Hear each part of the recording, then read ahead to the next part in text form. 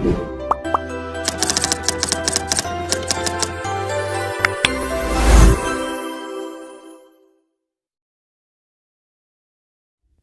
teman-teman, bertemu lagi dengan saya di channel belajar bahasa Jepang Nihongo Oke. Di pembahasan kali ini kita akan membahas pola kalimat bab 32 Minano Nihongo 2 lagi. Seperti apa pembahasannya? Ja, ishone benkyou shiyou.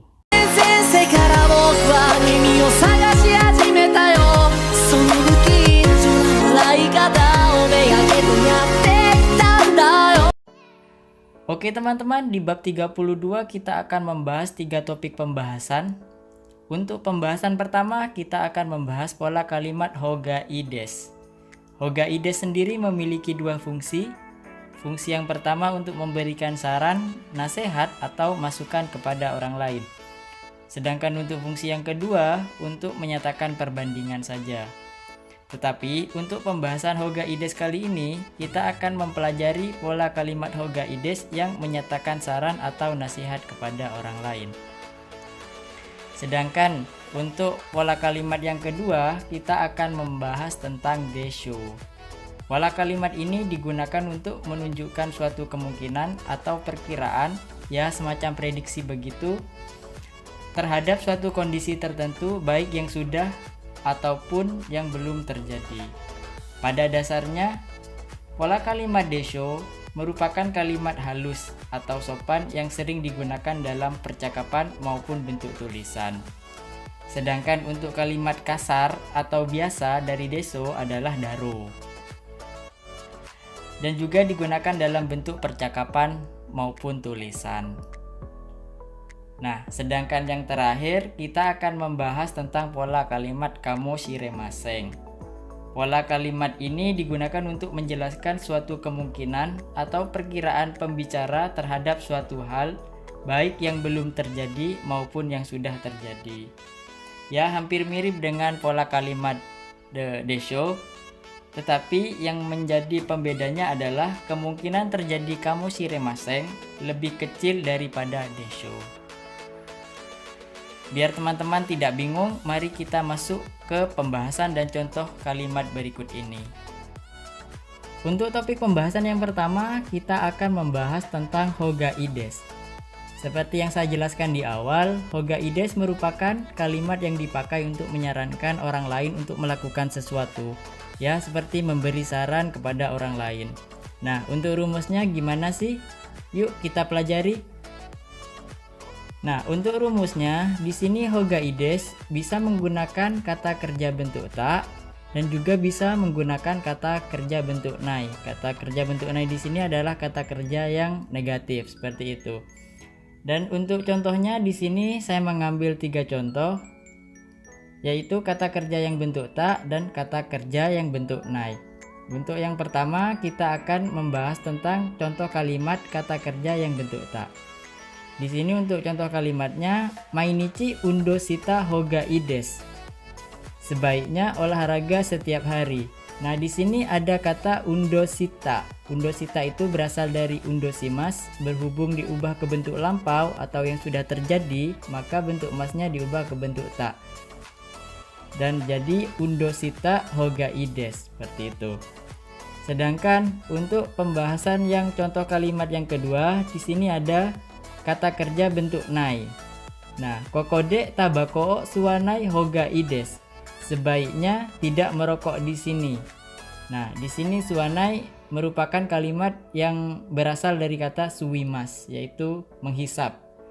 Berhubung diubah ke bentuk negatif, maka suimas berubah menjadi suwanai dan ditambah hoga ides. Suwanai hoga ides, yang artinya adalah sebaiknya tidak merokok. Jadi saran yang diberikan kepada orang lain di sini adalah menyarankan orang lain untuk tidak merokok, seperti itu. Dan untuk contoh kalimat yang terakhir di sini ada koronaga irukara uchini denai hoga ides. Karena ada corona, sebaiknya jangan keluar rumah, seperti itu. Nah, pola kalimat ini cocok untuk musim seperti sekarang. Jadi banyak corona atau sedang ada virus corona, sebaiknya teman-teman jangan keluar rumah terlebih dahulu, seperti itu. Nah, untuk topik yang kedua, di sini kita akan membahas tentang desho. Untuk desho di sini merupakan kalimat yang digunakan untuk menunjukkan suatu kemungkinan atau perkiraan pembicara terhadap sesuatu. Ya, seperti prediksi seperti itu. Nah, untuk rumusnya di sini desho bisa menggunakan kalimat atau kata kerja bentuk kamus, bentuk biasa atau bentuk biasa ditambah desho seperti itu. Nah, biar teman-teman tidak bingung, di sini ada 3 contoh yang saya tampilkan. Untuk contoh yang pertama, di sini ada Kotoshi wa shiken ni gokaku shuru desho. Tahun ini saya akan lulus ujian. Jadi prediksi saya terhadap ujian lulusnya tahun ini seperti itu. Jadi perkiraan lulusnya adalah tahun ini. Nah, sama halnya dengan contoh kalimat yang kedua, di sini ada Rainen Tanaka-san kekkon shuru desho. Tahun depan Tanaka akan menikah. Jadi perkiraan atau kemungkinan si Tanaka ini menikah yaitu adalah tahun depan. Sama juga dengan contoh yang terakhir, di sini ada Karewa mo Nihon ni ita desho. Aku ragu jika temanku sudah berangkat ke Jepang. Jadi semisal saya punya teman dan prediksi saya terhadap teman saya adalah apakah teman saya sudah berangkat atau belum. Jadi saya masih ragu seperti itu.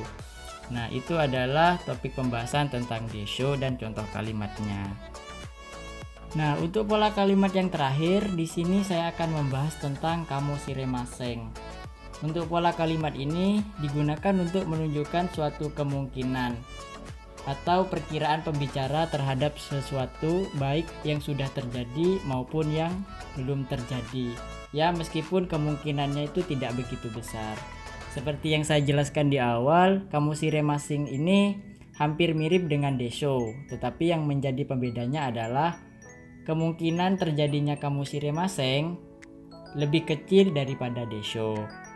Nah, untuk rumusnya di sini kamoshiremaseng bisa terdiri dari kata kerja bentuk biasa, kata sifat i, kata sifat na, dan juga kata benda.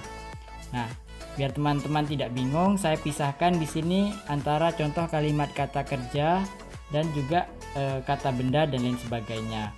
Untuk contoh yang pertama di sini adalah kata kerja.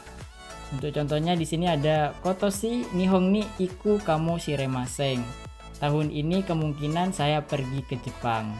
Jadi iku di sini merupakan bentuk biasa, yaitu bentuk awal dari kata ikimas. Berhubung diubah ke bentuk biasa, maka bentuk ikimas diubah ke bentuk iku atau bentuk kamus ditambah kamoshiremaseng seperti itu.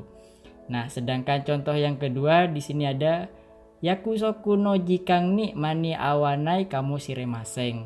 Kemungkinan tidak tepat waktu dalam janjian. Nah, di sini awanai di sini merupakan suatu kalimat bentuk negatif dari aimas. Jadi mani aimas diubah ke bentuk mani awanai. Maka untuk artinya kemungkinan tidak tepat waktu dalam janjian seperti itu. Nah, di sini ada contoh kalimat yang menggunakan kata sifat i. Jadi untuk contoh kalimatnya ada Nihon wa ima atsui kamoshiremaseng. Di Jepang kemungkinan sekarang sedang panas. Nah, atsui merupakan suatu kalimat atau kata sifat berbentuk i. Jadi untuk i-nya tetap tidak dihilangkan, langsung ditambah kamoshiremaseng seperti itu. Dan untuk yang selanjutnya di sini ada bentuk kata sifat na. Nah, untuk kata sifat na di sini na-nya harus dihilangkan. Jadi tidak memakai na, langsung ditambah kamoshiremaseng. Untuk contohnya di sini ada Asta no shiken wa kantang kamoshiremaseng. Nah, kantang di sini merupakan kata sifat yang merupakan kata sifat na atau kantang na. Berhubung na-nya dihilangkan, maka kantang saja yang dipakai. Maka artinya adalah ujian besok kemungkinan mudah. Nah, seperti itu. Jadi kemungkinannya itu ya mudah, ya meskipun kita tidak tahu atau belum tahu terhadap soalnya, kita memungkinkan atau prediksi kita ya soalnya akan mudah untuk besok seperti itu. Nah, untuk contoh yang terakhir di sini ada Asta ame kamoshiremaseng. Nah, ame di sini merupakan kata benda, yaitu hujan.